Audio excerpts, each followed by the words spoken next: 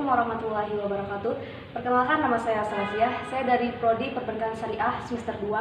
Saya mahasiswi dari Institut Pesantren Kiai Haji Abdul Khalid. Oke, baiklah, saya di sini bersama rekan saya Aditya Al-Ghazali KMP. Di sini saya akan memaparkan materi peran orang tua itu bagaimana sih terhadap geng motor, tawuran remaja, narkoba, sama anak pang. Oke, jadi bagaimana pendapat kamu tentang 4 faktor tersebut? Jadi gini, saya menyikapi 4 faktor tersebut. Yang pertama kan dari tadi udah dibahas oleh kamu. Yang pertama adalah geng motor, kemudian kedua tawuran remaja, ketiga narkoba, dan yang terakhir yang keempat adalah anak pang. Jadi gini, kita tahu bersama hal-hal ini yang terjadi, 4 faktor ini terjadi yaitu di mana dilakukan oleh anak-anak remaja, di kalangan remaja. Jadi kenapa hal-hal demikian bisa terjadi? Mungkin karena satu, faktor dari orang tua yang kurang perhatian kepada anaknya. Kemudian yang kedua adalah faktor lingkungan dan keadaan. Sebagaimana sebenarnya di sini. Kenapa sih? Pertanyaannya begini, kenapa sih ada remaja yang memilih jalan sedemikian? Ada juga remaja yang memilih jalan sedemikian. Ada yang memilih ke arah positif, ada juga yang memilih ke arah negatif. Jadi mungkin begini, kenapa mereka itu terfokus pada 4 hal ini tadi? Pertama, kenapa saya bilang tadi dari faktor lingkungan? Ya karena keadaan dan lingkungannya seperti demikian. Pergaulan, ya di sini. Makanya saya bilang di sini itu ada pergaulan yang bebas.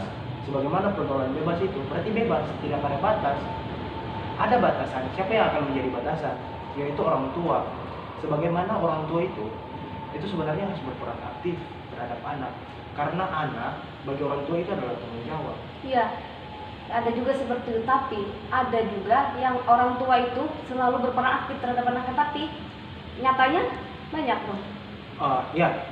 Mungkin memang ada orang tua yang memang sudah berperan aktif kepada anaknya. Jangan sampai anaknya beginilah terjerumus dalam hal-hal yang tidak diinginkan oleh orang tua.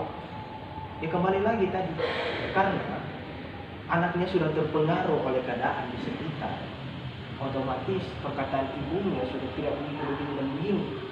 Mungkin bisa diasah lagi, entah siapa yang salah, anaknya atau ibunya yang mendidik anak tersebut. Karena sesuatu didikan yang begitu keras bagi anak, ya sekali lagi saya bilang, sesuatu yang begitu keras didikan dari orang tua terhadap anak itu berpengaruh juga kepada anak. Karena anak juga punya perasaan menurut kita, bisa merasakan hal yang sakit dengan bahagia kan? Ya. Mungkin kita bahas paling pertama yaitu tentang geng motor. Di mana geng motor itu kita kenal bahwasanya itu mereka terlalu negatif pandangan masyarakat dengan orang-orang sekitar yang melihatnya seperti demikian kan.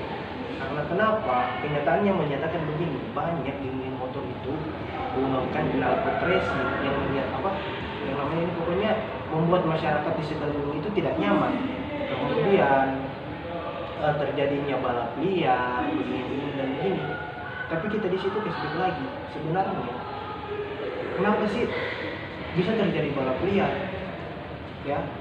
Mungkin salah satu faktornya banyak remaja yang memiliki bakat tapi tidak disediakan wadah untuk mengembangkan bakatnya. Ya. Ada anak muda Indonesia yang memiliki bakat di dalam dunia balap tapi tidak disediakan wadahnya di mana untuk mereka bisa mengembangkan bakatnya. Kemudian kita juga tidak terpaku kepada bahwasannya geng motor ini melakukan hal-hal begini berulang. Ada juga yang mengatakan seperti begini, ada geng motor dan ada juga komunitas motor. Tapi itu kata-kata orang itu beda. Entah saya tidak tahu bedanya di mana, tapi bagi saya itu sama. Karena di mana di komunitas motor itu mengumpulkan suatu massa yang dimana adalah anggota-anggota yang di dalamnya. Begitu juga sebaliknya di pada geng motor. Ya. Tidak semua hal yang positif, hal yang negatif dilakukan oleh geng tersebut. Ada juga positifnya seperti apa kalau di kalangan geng motor? Geng motor di kalangan positif gini, ada contoh ya, di tempatku juga ada banyak geng-geng motor bukan geng motor, apa, komunitas motor. Iya. Bahkan ada juga yang terkenal se-Indonesia itu kalau nggak salah namanya Tiger Club. Itu motor Tiger Club. Kemudian di mana itu mereka itu selalu berperan aktif di kalangan masyarakat. Pokoknya itu ya jadi gini, contoh yang kecil dari yang positifnya ya dari komunitas motor itu, mereka itu selalu berperan aktif ke masyarakat, selalu terjun membantu ke masyarakat. Contoh kecil itu pernah terjadi di tempat saya ketika di mana salah satu daerah itu terkena musibah bencana alam, yaitu tanah longsor. Ya. Ya, itu di mana mereka langsung spontan membuat aksi kemanusiaan. Komunitas motor ini membuat aksi kemanusiaan yang di mana mereka jalan untuk meminta dana untuk menyumbang ke masyarakat yang terkena musibah. Itu salah satu Rasa kemanusiaan ini. Iya. Itu memang salah satu contoh positif. Jadi jangan terlalu berpikir ke negatifnya, bahwasanya kita berpikir geng-geng motor loh begini, sering-sering begini, nakal. Ya makanya saya bilang tadi, kenapa ada terjadi di suatu geng motor atau komunitas motor itu dengan tidak sengaja ya, balapan liar. Iya. Faktor pertama, ya mungkin ada bakat dari anak tersebut ingin menjadi pembalap, tapi tidak disediakan wadah. Sehingga mereka tuh salah tempat ya. Salah tempat, ya, lebih tepatnya seperti itu. Kemudian yang masalahnya satu apa? Kemudian masalah yang selanjutnya apa yang akan ditanyakan? Kenakalan remaja. Iya, kenakalan remaja. Itu ya tawuran remaja. Sekarang tuh kan banyak nih di kalangan kaum muda, bahkan juga yang tua-tua itu juga bisa ikut lah tawuran. Ya, kenapa sih bisa terjadi tawuran? Yang pasti salah satu faktor penyebabnya adalah Emosi mereka. Bisa juga emosi. Mengontrol emosi. Mengontrol emosi karena kan di situ timbul kenapa bisa bertengkar, karena ada satu masalah yang dilakukan antara pihak A dengan pihak B. Makanya itu bisa jadi tawuran. Kalau seumpama tidak ada masalah, otomatis akan aman-aman saja. Jadi pertanyaan saya nih buat kamu ya, kenapa? Kok bisa kalau misalnya ada masalah tuh harus dengan menyelesaikan dengan tawuran? Kenapa enggak secara kemanusiaan atau kekeluargaan aja seperti itu? Iya, oke, saya menanggapi yang saya tahu ya. Iya. Kenapa bisa terjadi sedemikian? Oke, benar juga sih, masuk akal. Kenapa sih harus dengan cara tawuran sampai ada terjadi pertumpahan darah? Kenapa tidak diselesaikan secara keluarga dengan rasa kemanusiaan? Yang pertama, mungkin di situ ada faktor pengandu dombaan. Yang ketiga Pihak A iya, dan pihak B kayak gitu ya? Iya, ada orang ketiga yang akan mengadu domba, ya, yang menjadi adu domba sampai yang memang terjadi seperti ini. Padahal kalau dipikir kan bisa tadi seperti yang dikatakan kamu ya, bahwasanya itu bisa diselesaikan dengan secara kekeluargaan. Tapi kembali lagi menanyakan kepada kita, karena mungkin karena faktor emosi kan udah diadu domba, otomatis kesadaran sudah hilang. Yang mau dibuat bagaimana lagi?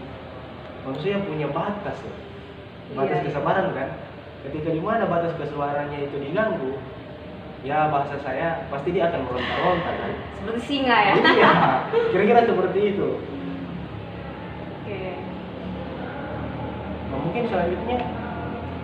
Nah, jadi ini kan ada yang faktor ketiga ini ya, tentang narkoba. Gimana pendapat Anda narkoba? Kalau di kaum remaja, bahkan juga ada di orang tua. Jadi memang kenapa sih kita lihat ya, faktor permasalahan yang paling besar di negara kita yaitu ada dua. Pertama, korupsi dengan narkotika. Karena tadi kamu yang menyampaikan narkoba, bagi saya narkoba itu adalah singkatan dari negara rusak karena obat. Iya, narkoba adalah negara rusak karena obat. Jadi gini, kenapa saya bilang bisa begitu? Karena yang mengkonsumsinya adalah orang-orang yang di dalam negara. Bahkan orang yang mengelola negara tersebut juga ikut ya? Iya, ikut. Makanya kenapa sebenarnya bagi saya ini, memang narkoba ini salah satu yang bisa merugikan diri sendiri. Walaupun memang ada yang pengguna narkoba itu, mereka itu sudah kecanduan karena mungkin bagi mereka narkoba itu nikmat. Tapi sebenarnya ya kembali lagi, narkoba itu adalah perusak untuk diri kita. Makanya saya katakan tadi kan, narkoba, negara rusak karena obat. Bisa jadi kita rusak karena obat juga. Karena kenapa? Obat itu bukan hanya sekedar penyembuh. Ya, kalau di setiap obat itu punya dosis. Ketika kita berlebihan untuk mengkonsumsi obat, otomatis ya bahasa saya ya ngeplay gitu kan, ngeplay. Overdosis. Ya, overdosis lah gitu. Baru kemudian sebenarnya oke, mungkin sekarang yang saya dapat itu banyak yang dibahas oleh pihak, mohon maaf sebelumnya, dari kalangan bapak-bapak TNI, begitu juga dengan bapak-bapak polisi, yang mereka itu memaparkan tentang ya narkoba begini, bahayanya narkoba. Oke, bagi saya itu memang bagus, tapi pendapat saya sendiri ya, jangan menyebutkan jenis-jenis narkoba tersebut kepada kalangan remaja. Bagi saya itu karena kenapa? Itu bahaya bagi saya. Sampai remaja sudah tahu bahwasanya merek obat ini adalah narkoba ini adalah begini. Otomatis kan sebagai remaja itu dimana mungkin ingin mencoba.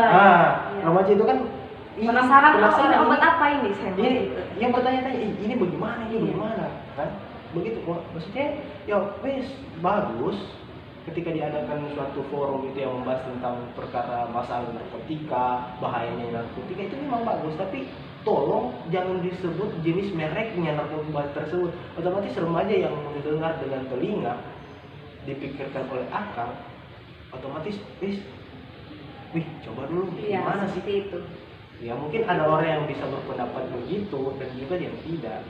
Kembali lagi kepada kita kan, apakah kita ingin sehat atau sakit? Ya mungkin seperti itu kalau kita bahas narkoba. Oke. Jadi kan ini juga bisa disebutkan sebuah jenis nih, jenis pohon ganja. Itu kan sebuah daun yang bisa menyembuhkan sebuah penyakit. Kenapa harus dihanguskan? Menurut saya sih itu ya pertanyaan besar bagi saya. Jadi iya, memang ketika dimana itu kan narkotika ada beberapa jenis. Ini yang pertama dari pil, kemudian dari sabu-sabu, dan ada juga yang mengatakan ganja. Di sini pertanyaannya tentang kenapa sih harus dihanguskan? Ganja itu, iya seperti itu. Ganja kan terlibat. Kenapa sih ganja juga disebut dengan narkotika? Narkotika. Padahal ganja itu bisa menjadi suatu obat. Dan kenapa itu di Indonesia sendiri itu orang-orang yang menanam pohon ganja itu apa ya namanya? Apa tadi? Tidak diperbolehkan dan dihanguskan. Dan dihanguskan. Yang kita mungkin ada juga yang mungkin kalau kamu penasaran ingin lebih tahu lagi tentang masalah ganja, itu ada buku yang judulnya Khasiat Pohon Ganja. Dengan di dalam di tulisan paling awal itu yang tertulis begini, tidak ada ciptaan Tuhan yang sia-sia. Ya. Tidak ada ciptaan Tuhan yang sia-sia. Berarti semua ciptaan itu ada manfaat. Berarti. Iya. Kemudian kan memang otomatis dari ganja sudah ada manfaatnya sebagai obat. Kenapa dilarang? Karena tadi dia itu kalau ketika dikonsumsi begitu banyak, otomatis kan ada overdosis. Ya, untuk bagi diri kita sendiri. Kalau itu hanya memang dipakai untuk obat, kan ada takarannya. Seberapa banyak untuk digunakan. Kalau melebihi dari takarannya, otomatis tanda kutip saya bilang itu bahaya. Kira-kira seperti itu. Memang ada ada negatifnya juga, ada juga positifnya. Mungkin seperti itu. Jadi saya jadi menunjukkan pertanyaan lagi nih kalau Anda bilang begitu. Iya silakan. Kenapa harus dihanguskan? Kenapa nggak disisakan untuk orang yang menanam buat obat semua penyakit itu? Kenapa semuanya harus dihanguskan gitu? Nggak disisain buat pohon ini seberapa buat menyembuhkan penyakit? Ya mungkin saya tidak bisa menjawab secara detail ya. Karena saya juga tidak terlibat dengan pemerintahan yang di dalam negara kita kan. Kenapa sih pohon ganja itu harus dihanguskan? Iya, faktor pertanyaan yang besar ya bagi kita juga. Pertanyaan itu kembali lagi kan saya bilang bahwasanya saya ini tidak terjun di pemerintahan. Makanya saya akan menjawab kenapa bisa seperti demikian. karena itu satu aturan yang dilakukan oleh negara kita. Ya. Siap. Jawabannya itu. Karena suatu aturan yang dilakukan oleh negara kita. Ya kira-kira begitu jawabannya. Kenapa harus di bumi habuskan kan, begitu dihilangkan dari Indonesia kan, padahal ada manfaatnya dan ada khasiatnya juga. Iya. Ya kita sebagai rakyat kecil ya hanya bisa mengikuti pemerintah. Jadi bahasa saya ya wes los karena sudah ada yang mengatur kan. Iya. Oke, jadi ini ada faktor yang ketiga ya, keempat nih. Iya, faktor keempat. Faktor keempat ini ada pembahasan tentang anak pang ini. Nah, ini anak pang nih seru nih kalau di. Gimana pendapat Anda? Pernah sebagai saya menanyakan, gimana sih kamu, misalkan kamu sebagai orang tua, tahu anak kamu jadi ikut di organisasi anak pang, gimana perasaan sebagai orang tua? Ya kalau umpama dibilang sebagai orang, perasaan sebagai orang tua ya mungkin saya tidak bisa menjawab karena saya masih belum menjadi orang tua kan. Iya, tidak merasakan rana sedemikian. Iya. Jadi gini, kenapa sih anak pang? Ya, kenapa terbentuk satu komunitas anak pang? Iya, kenapa? Jadi itu sebenarnya gini, anak pang itu kan ada juga ada lagu-lagunya kan yang melebih yang suka rocker, mereka gitu identik dengan rocker kan. Jadi sebenarnya kita nggak bisa menjustis bahwasanya anak pang itu karena hal yang negatif. Banyak kan kalangan manusia yang melihat anak pang itu Positifnya juga. iya, sebenarnya kita harus melihat positifnya. Karena gini, banyak di luar sana yang tidak sesuai apa yang kita bilang ke anak pang, bahwasanya anak pang mau begini, suka-suka tawuran begini-begini. Tapi ada juga anak-anak pang yang dimana mereka itu ya selalu apa ya namanya, pokoknya adab mereka terhadap manusia lain itu baik, nggak seperti apa yang kita kira. Jadi di mana? Kenapa sih? Mungkin pertanyaannya kenapa sih anak pang itu banyak tatonya, kemudian Ya, banyak pakai tindik-tindik juga, rambutnya acak-acakan. Acak-acakan. Sebenarnya bagi saya itu ya karena seni dari mereka itu seni, itu satu seni. Sebenarnya kita harus menghargai seni itu. Walaupun ya dari beberapa agama kan melarang sedemikian. Ya. Tapi mungkin mereka nyaman dengan rana mereka sedemikian begitu tubuhnya kan, ditato, ditindik dengan rambut-rambut yang begitu. Tapi ini salah satu apa ya, pernah saya itu jalan sama anak pang, dimana itu waktu pertama saya itu berada di Gorontalo.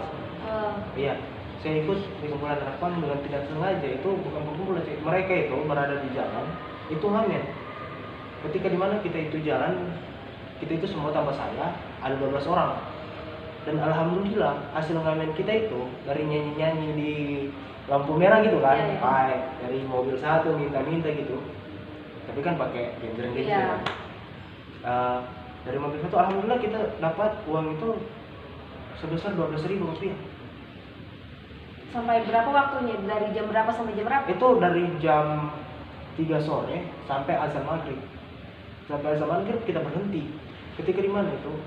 Itu dengan uang 12.000. Kalau umpama dibagi dengan kita berapa berarti? Hanya dapat satu orang berapa? 1.000 kan? Iya, 1.000. Kan kita 12 orang kan? Iya. Ketika di mana itu sepakat semua beli satu makanan. Dan kemudian satu makanan itu dibungkus nasi. Satu bungkus nasi dimakan oleh 12 orang. Yang ketika di mana nasinya hanya untuk satu porsi untuk satu orang. Ketika di mana yang saya dapat di sini ternyata solidaritasnya itu sangat tinggi. Sangat tinggi dan sangat kuat. Dan sempat juga saya mungkin begini, karena kan saya hanya ikut begitu kan karena ada teman saya yang memang di situ jalannya. Kenapa? Karena salah satunya dia udah nggak punya orang tua, laki-laki dan juga dengan perempuan udah nggak ada, makanya dia ikut bergabung. Makanya saya bilang mungkin mereka nyaman di ranahnya sebagai anak pang. Ketika saya itu diajak makan, saya itu menolak karena saya melihat mereka itu banyak kan. Kata dia mengatakan seperti begini, Dit, kalau kamu tidak makan, kamu pulang saja dan anggap hari ini kita nggak pernah berteman. Ketika kau mau balik besok, kita harus kenalan lagi. Kalau dipikir peduli banget kan, bahasanya secara tidak langsung itu sangat mendalam. Iya. Karena kan dia bilang begini, Dit, kau pergi saja, anggap bahwa hari ini kita tidak pernah berteman. Kalau kau balik besok, kita kenalan lagi.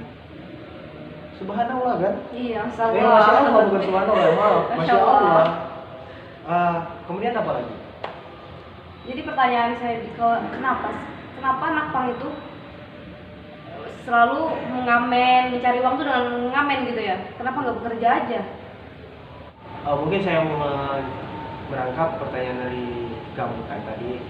Kenapa sih anak uang itu Harus mencari uang Iya, dengan mencari gitar uang. gitu ya? Ngamen gitu. Kenapa di tidak? lampu merah minta-minta gitu. kenapa tidak mencari Bekerja, pekerjaan kan? iya. Jadi gini, di mana kan?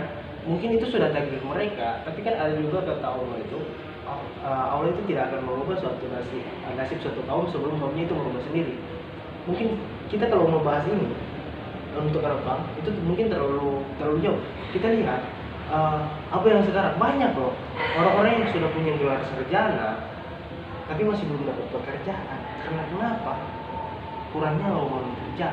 Mungkin salah satu itu kurangnya lowongan kerja. Itu sebenarnya masalah pekerjaan itu nggak apa ya namanya, nggak terlalu penting lah. Yang punya kita itu bekerja, dapat gajinya itu alhamdulillah halal. Jangan sampai kita mendapat gaji yaitu haram. Pokoknya apa yang kita lakukan untuk biar kita bisa makan itu hasilnya itu halal, dari barang-barang yang halal. Mungkin karena dari mereka malu kan, bincang lagu, nyanyi, mungkin ya bisa dikatakan alhamdulillah, mungkin insya Allah ya, dengan izin Allah itu halal. Tapi ya kalau dilihat lagi, ya mau bagaimana lagi kan mereka? Ya. Mungkin hal yang sederhana bisa mereka lakukan, ya begitu, ngamen di jalan, di lampu merah berdiri. Kan mengamen juga kan bisa menghibur, Iya, kan menyanyikan lagu kan. Itu cuman sebagian orang terhibur, tapi juga kebanyakan orang terganggu. Iya, terganggu juga. Sebenarnya tidak bisa dipungkiri juga kan, sedemikian kan. Karena pemikiran orang dengan perasaan orang itu berbeda-beda semua. Iya. Jadi kalau di wilayah saya nih, kalau anak pang itu juga ada sisi positifnya. Jadi mereka itu kayak komunitas ya, Iya. komunitas anak pang kayak gitu, tato-tatoan, bertindik, rambut acak-acakan. Mereka juga rasa pedulinya tuh masya Allah sekali Iya. gitu. Jadi mereka kalau misalkan ada kajian mereka datang gitu, kalau ada acara misalkan gotong royong di wilayah tersebut mereka ikut. Jadi gitu, anak pang tuh nggak selalu negatif, banyak juga yang positifnya. Tapi dalam tanda kutip orang lihat itu hanya cuman dari ini, Iya. tato, dari ini titik-titik mereka gitu. Iya. Jadi gimana kalau di wilayah kamu anak pang nggak selalu positif, nggak selalu negatif, ada juga nggak yang positif? Ya, iya begitu. Ada yang positif, ada juga yang negatif. Maksudnya begini, ketika dimana orang melihat anak pang itu, ya saya katakan begini, mereka hanya melihat dengan mata, tapi tidak menggunakan dengan hati. Atau perasaan. Hanya terbatas, mereka ini bertato, padahal mereka tidak tahu. Seperti begini, ya perkataan saya begini, mereka hanya tahu namanya bahwasanya itu anak pang, tapi mereka tidak tahu pergerakan anak pang bagaimana di luar sana kan. Iya. Belum tentu itu semua karena yang jelek, maka ada juga yang tadi kan baik ya, seperti Iya. dibilang terjun langsung ke masyarakat, bantu-bantu dengan masyarakat, ikut kajian, Ya, ketika ada kajian. Jadi gini, walaupun senakal-nakalnya apa dan semunafiknya apa manusia itu, otomatis di dalam dirinya ada ingin rasa bertobat, ya, Ya. ingin sekali bertobat di hadapan Allah, tapi ya begitulah manusia loh, Iya, kan? manusia ya, susah. Iya, susah juga. Jadi mungkin ada nih kata-kata motivasi buat anak remaja sekarang, gimana mengatasi dengan 4 faktor tersebut? Ya, kalau untuk kalangan remaja, karena kan 4 faktor tersebut tadi kan di awal saya bilang itu meliputi yang dikerjakan oleh remaja, Iya. remaja. Otomatis, kenapa sih? Makanya saya bilang ada remaja yang memiliki 4 faktor ini, ada juga para remaja yang tidak memiliki itu. Karena begini pertanyaan sekarang, karena ini ada pilihan. Karena memilih itu sulit ya. Memilih itu sulit. Iya, karena ini kan itu pilihan. Iya, Jadi, pilihan. apakah kita harus memilih ini atau memilih yang bukan selain dari ini. Itu kan bisa. Bisa. Itu pertanyaannya sangat gampang. Bertanya kepada diri kita sendiri, apakah kita harus terjerumus dalam 4 faktor ini atau tidak. Itu kan hanya sebuah pilihan. Kemudian gimana? Apa ya?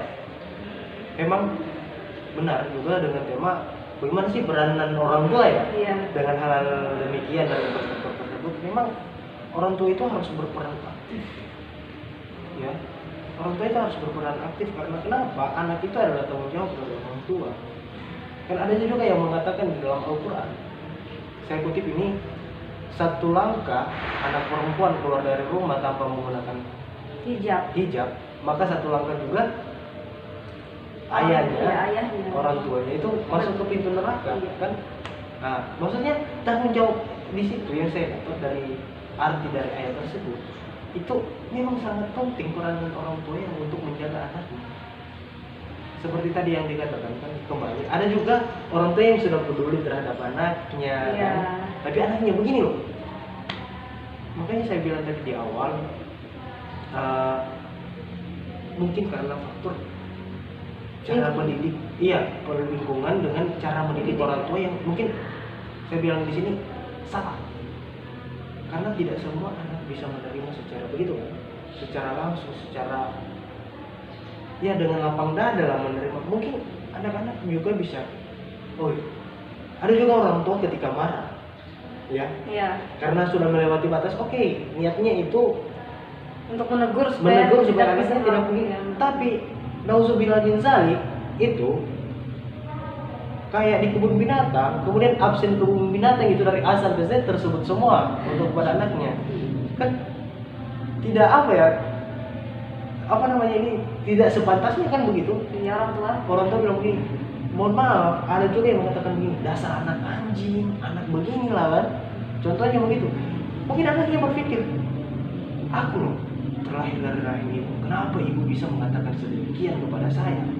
Berarti dengan tidak otomatis sakit hati. Iya, sakit hati kan terhadap anak. Jadi anaknya itu, kenapa sih saya disebut dengan anak binatang? Pokoknya nama-nama hewan binatang itu disebut.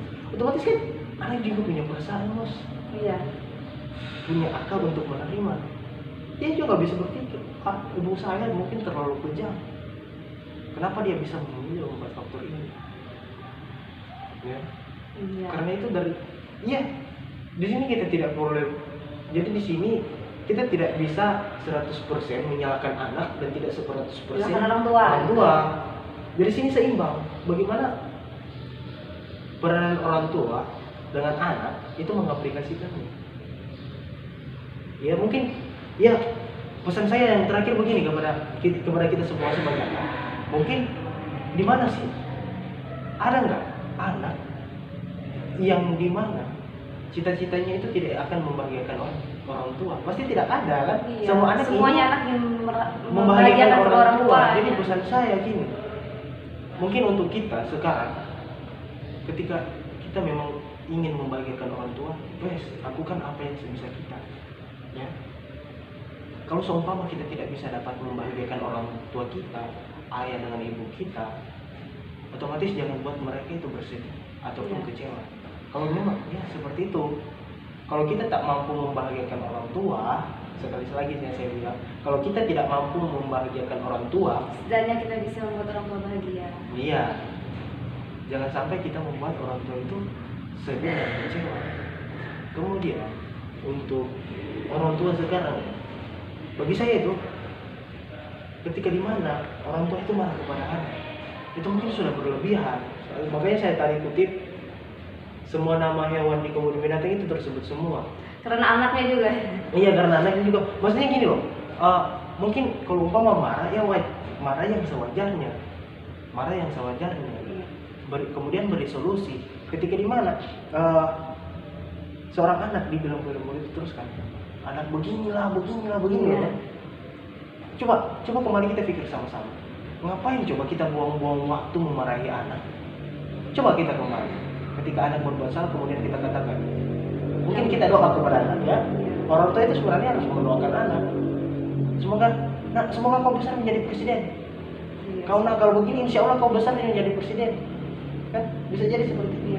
Maksudnya apa faedah yang terbesar ketika orang tua itu memarahi terhadap anak, marah kepada anak? Coba ketika kita bandingkan dengan dimana orang tua mendoakan kebaikan tentang anaknya kan? Iya, seperti itu. Iya, mungkin seperti itu demikian pembahasan kita di hari ini. Oke.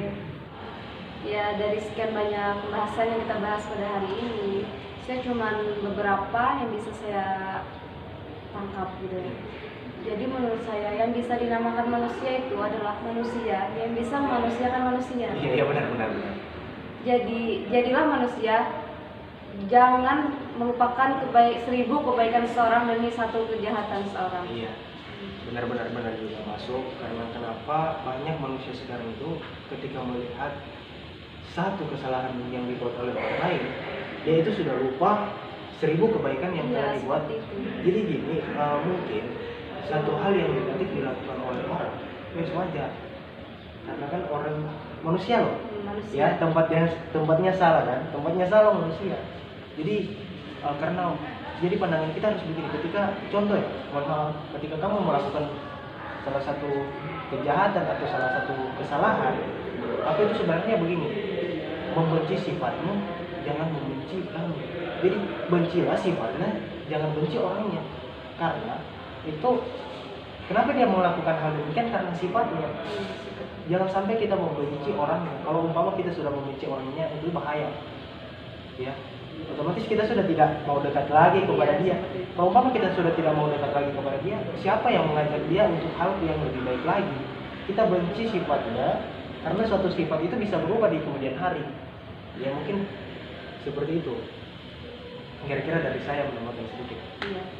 Ya baiklah, ini terakhir dari saya tadi ya. Iya. Mungkin ada tambahan dari kamu, motivasi apa seperti buat anak remaja? Ya, motivasi saya bagi anak remaja, lakukanlah sebisa kalian dan berani mengambil tindakan, tapi jangan lupa setiap tindakan itu harus bisa dipertanggungjawabkan. Ya. Karena saya bisa mengutip dari satu mungkin ayat ya, yang mengatakan seperti begini, sesungguhnya setiap kalian itu adalah pemimpin, dan setiap pemimpin itu akan diminta pertanggungjawaban atas apa yang dipimpinnya. Kita sendiri itu adalah pemimpin untuk siapa? Untuk diri kita. Ya, jadi untuk para remaja, pesan saya begini, mungkin nanti kalian kaji, ya wes, pesan saya untuk anak-anak remaja sekarang, mungkin nanti kalian kaji, pesan saya begini, yang bunyinya begini, tetaplah hidup selagi masih ada nafas, dan matilah ketika nafas kalian sudah tidak ada. Sekian dari saya, mungkin seperti itu. Ya, mungkin itu kata-kata terakhirku untuk para remaja. Kembali lagi saya lemparkan kepada saudari Sela. Oke nih, terima kasih ya buat rekan Adit sudah menemani podcast saya nih pada siang hari ini. Sama-sama. Sangat-sangat hangat seperti cuacanya panas seperti ini. Siap-siap. Oke, mungkin ini saja perbincangan di siang pada hari ini ya. Jadi ini sebelum kita tutup dengan wassalam, langkah baiknya kita ini mengenalkan dong dengan jargon-jargon kita ya. Iya. Gimana ini? HKI punya nggak ini jargonnya? Oh iya, jelas lah, HKI kan punya jargonnya juga. Oke, Gimana boleh itu? dikenalin. Terima kasih. Jadi jargon HKI ini gini. Salam juridis, salam justisia. Orang HKI, Orang Samawa. Jadi saya pun juga ada jargon, iya dong, maksudnya. Jadi jargon saya begini, salam perbankan, salam keuangan, gitu ya. Mungkin bisa diulangi lagi. Salam perbankan, salam keuangan. Di sini kita buat sama-sama ya. Salam juridis, salam justisia. orang HKI, Orang Samawa. Kemudian Salam perbankan, salam keuangan. Oke, dari kita cukup sekian, terima kasih. Wassalamualaikum warahmatullahi wabarakatuh. Waalaikumsalam warahmatullahi wabarakatuh.